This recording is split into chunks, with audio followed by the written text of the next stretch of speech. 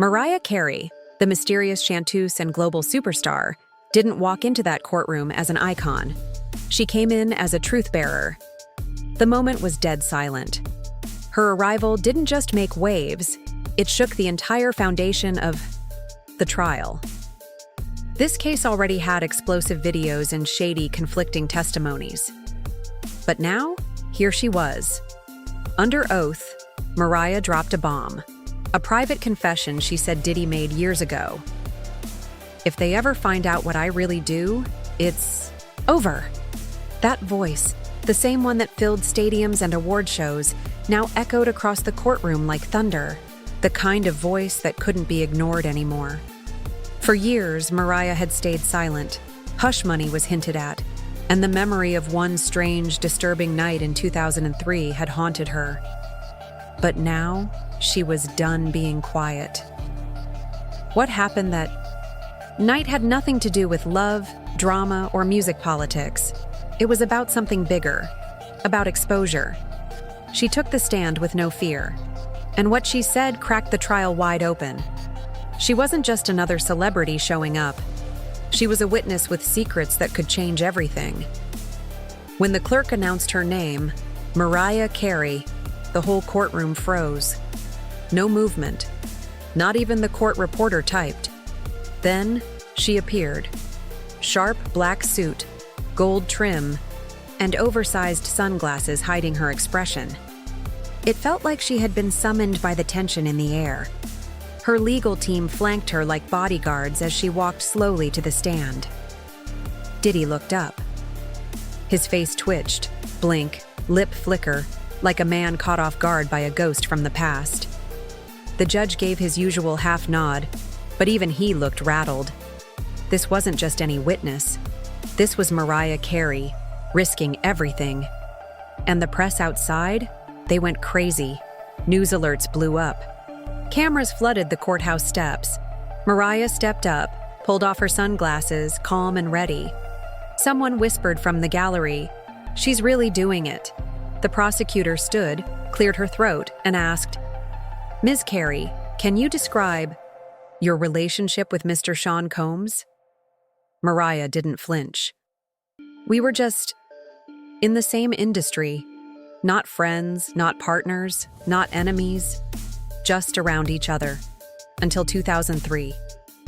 Now, all eyes turned to Diddy. He didn't move. Not a blink. Not a breath. His lawyer leaned in, maybe whispered something. But Diddy stayed stone still. Mariah went on. "I didn't come here to chase rumors. I came because something was said to me behind closed doors. Something I can't unhear." The jurors leaned in. The gallery was dead quiet. The tone had changed. This pop legend wasn't about to sugarcoat anything. "I've waited over 20 years to say this," she said, locking eyes with Diddy. She spoke about their frequent encounters, music video shoots, industry events, award shows. From the late 90s to early 2000s, their paths crossed more than most people knew. Not professionally, but socially, politically, in rooms that mattered. She recalled a weird run-in at the 2001 MTV VMAs. Diddy approached her at an after-party, complimented her album, then told her, "You're too clean for this place." She laughed it off, but it stuck with her. She started noticing a pattern. Diddy was always there, sometimes even when he wasn't supposed to be. Watching, involved. There was power in being close to him, but it wasn't the kind of power everyone wanted. Mariah told the court, "Back then, being seen with Diddy meant you were protected. But some of us felt more exposed than ever." She spoke about rumors, secret after-parties, NDAs at the door, whispered warnings. If you didn't play along, you stopped getting invites. Eventually, you stopped getting anything. Diddy's name always came up, not as a mogul, but as someone running something else behind the scenes. She never went public, didn't see the point. But in court, she admitted she felt something shift by 2003. That's when things got real. She raised her voice. The night of July 19th, 2003. That was the turning point. She leaned toward the mic, her voice steady. She said she had just wrapped a music video shoot. She was exhausted. Her manager insisted she go to a retreat in the Hamptons. Everyone who's anyone will be there, they told her. The host? Diddy. He's trying to rebuild his image. The place? A huge mansion by the water, tinted car windows, double. Security checkpoints, celebrities, media execs, and, strangely, people she didn't recognize. People who didn't belong. They weren't stars. They were watchers. When asked if she was trying to accuse Diddy of anything criminal, her answer wasn't given yet in your text. Let me know if you want the next part continued. Mariah was asked if she had left the party early. Yes, by 10 p.m., she replied. That's when Diddy approached her. He was calm, too calm. His whole vibe was strange, like a man hiding something behind a mask of peace. You thinking about checking out the VIP lounge? He asked. She told him she was tired. He didn't care. He insisted, said he needed to clear something up. So, she followed him into a side room just off the main hallway. 2 bodyguards immediately stationed themselves outside. The room was dim, lit by soft amber lights, with red velvet chairs and thick curtains. Diddy poured himself a drink, then just stared at her, not blinking, not talking, just watching. Then he said it. If they find out what I really do, it's over. The courtroom froze. He wasn't joking. He wasn't smiling. He meant it, like a man who had already watched his own empire crumble in his mind. That wasn't just a comment. It was a confession. Mariah tried to leave. He moved slightly, blocking the door. I'll take care of you, he said, smiling. But the smile didn't match the words. Stay silent. She didn't respond. Just walked past him and left the room. I've lived with that memory for 20 years, she told the court. But I'm done staying quiet. She said she left the Hamptons mansion before sunrise. The house was eerily quiet. No one spoke. No one stopped her. She walked past security without a word. Her longtime assistant drove her back to Manhattan in silence. What I saw? It wasn't normal, she told the court. It felt like a warning, like I wasn't supposed to see any of it. But the warning didn't end there. Around noon that same day, as she returned to her penthouse suite at the St. Regis Hotel, concierge knocked on her door. He handed her a black box. No return address. Her initials were written on it in silver ink. Inside, stacks of pristine $100 bills, neatly banded in gold. $100,000. Just sitting there. No note. No explanation. Except, beneath the cash was a smaller envelope. A handwritten note inside it read, "Regarding the time you have available, enjoy the evening by yourself. Thanks. S." Mariah said her stomach dropped. It wasn't just the money. It was what it meant. The message was crystal clear. Her manager told her to send it back immediately. They think they can buy you, he said. She tried calling the number on the envelope. Disconnected. Her team later confirmed the delivery came from a black SUV tied to a rental company in Manhattan, one that was frequently used by associates of Bad Boy Entertainment. I didn't want the money, she said on the stand. I wanted answers, or at the very least, distance. But what she got instead was fear. She locked the package in the hotel safe. Weeks later, she mailed it back to the Hamptons estate. No return address. Just a note. You know where this belongs. For years, she told no one. Not her friends, not her colleagues. You try to forget, she said, but it never really leaves you. Then, when she saw Diddy walk into that courtroom months ago, facing charges of extortion, abuse, trafficking, it all came flooding back. She knew she couldn't keep it inside any longer. The prosecutor's voice pierced the silence. Ms. Carey, did you hear from any other women at the 2003 party? Anyone who seemed frightened or who disappeared? Mariah hesitated. It was The first time during her testimony that she visibly shook. "There was one," she said quietly. "She wasn't famous, not an artist. I think she worked in PR or marketing. Her name was Lana, that's all I remember." Mariah recalled that Lana seemed uncomfortable, said she didn't feel like she belonged there.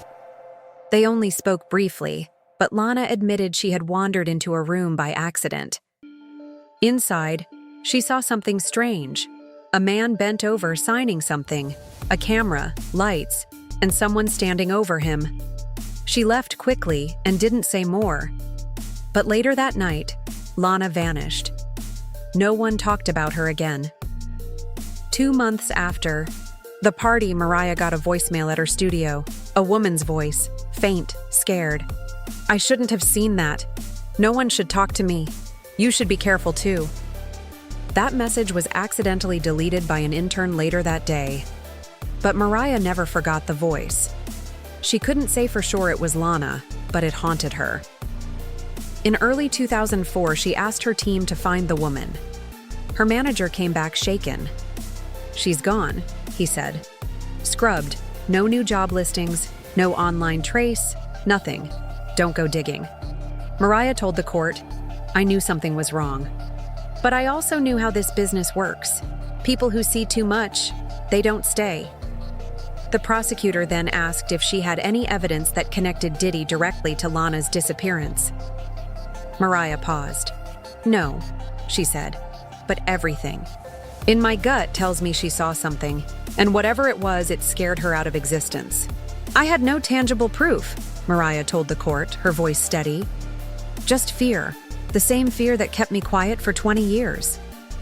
But the prosecutors saw enough in her testimony to connect a disturbing pattern, one that included vanished assistants, silenced dancers, and now a global superstar who may have been paid to look away.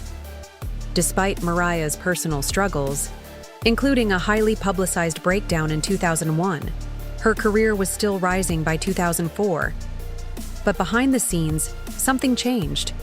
"The phone stopped ringing," she said. "Not completely, only for certain events. The ones connected to him, private galas, label-backed awards shows, exclusive invitations she had once received automatically. Suddenly, she wasn't on the list. At first, I thought it was just a coincidence, but then the calls came. Soft, friendly, always polite. One call came from a major record label exec. 'Mariah, you're brilliant. Just don't bring up that night again, all right? Not healthy.' That word, unhealthy, stuck with her. It was always their way of dressing up a threat as advice. Later, a message came through a mutual acquaintance. 'Bad things happen to women who talk too much.' I was disgusted," she said. "I was furious, but I was also smart. In this business, you learn the difference between noise and real danger." She shifted to a memory from 2006, an awards show. Diddy surrounded by young artists, laughing, glowing with charisma.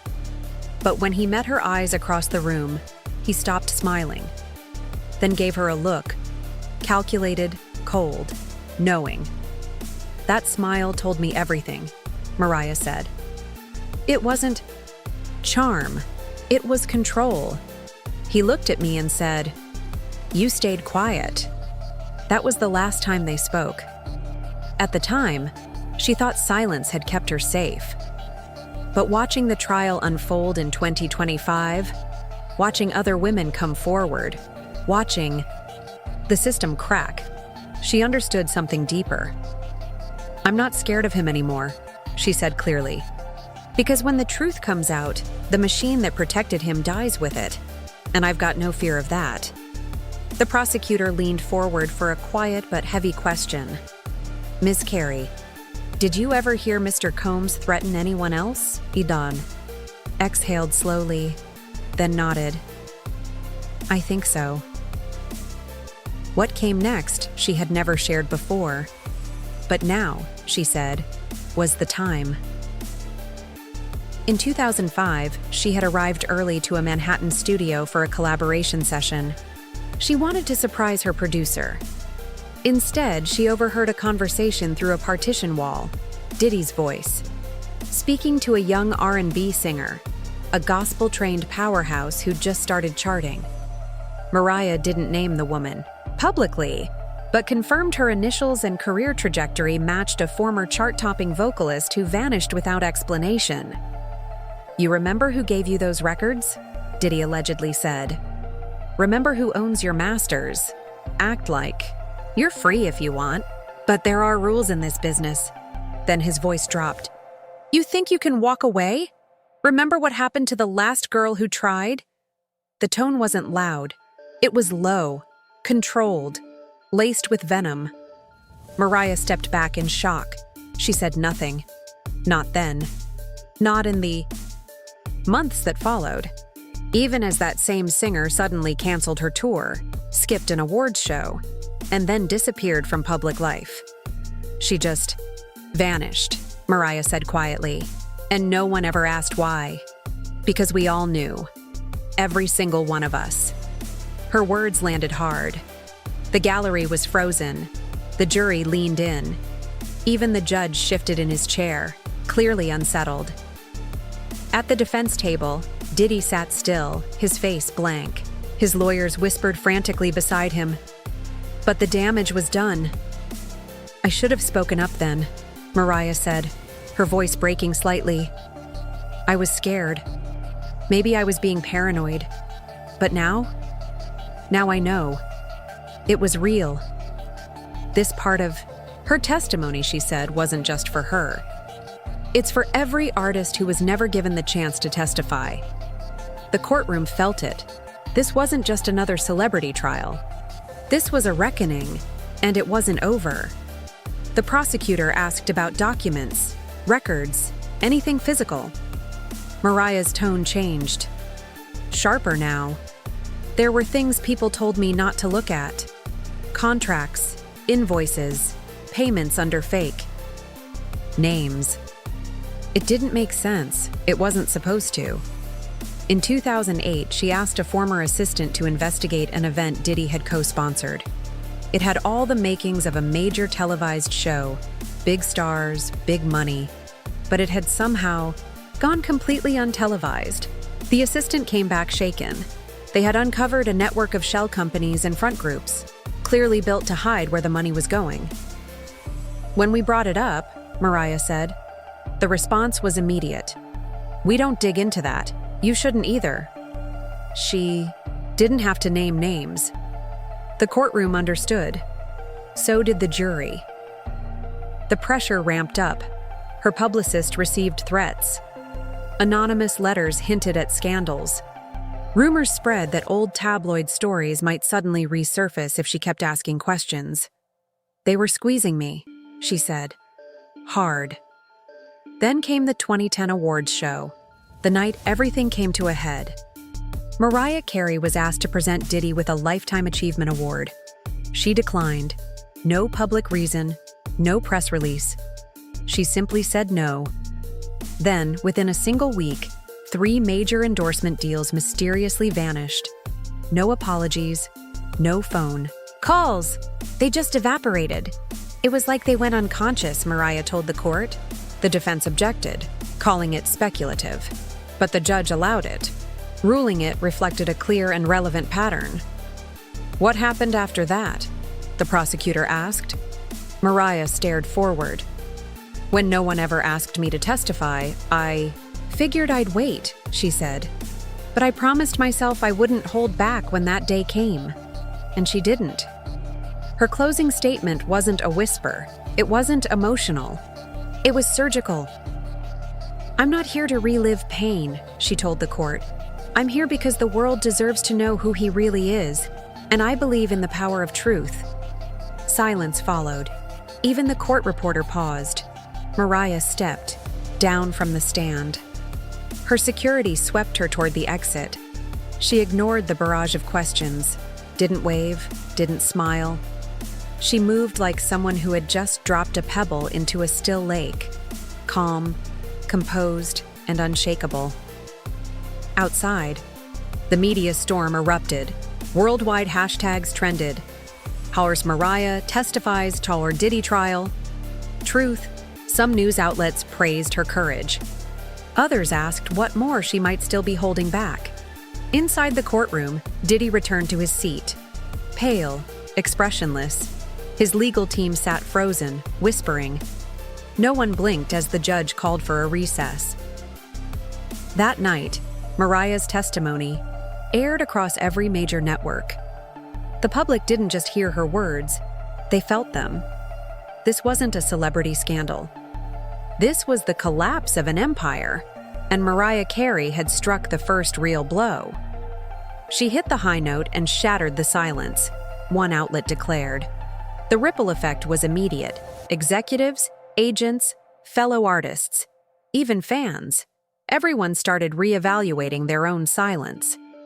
People didn't want to find themselves on the wrong side of history.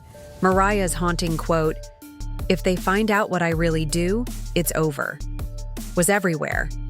TikToks, interviews, late-night monologues, investigative exposés. Once brushed off as Hollywood gossip, it was now central to a federal prosecution.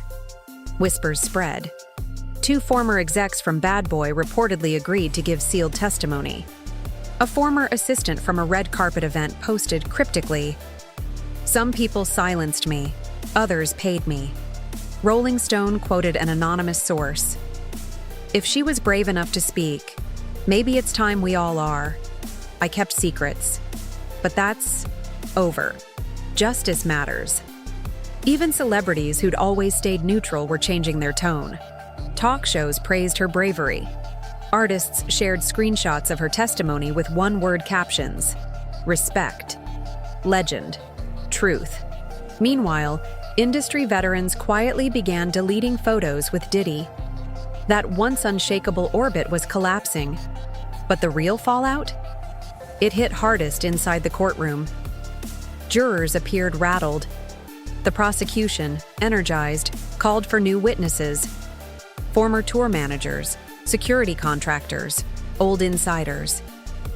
The defense tried spinning Mariah as nothing more than a skilled performer, a dramatic storyteller. But no one was buying it. Mariah Carey had nothing to gain. No book to sell, no album to promote, no need for money or headlines.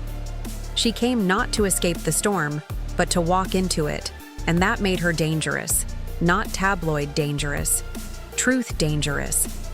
The kind of threat that doesn't just shake reputations, it topples systems built on silence.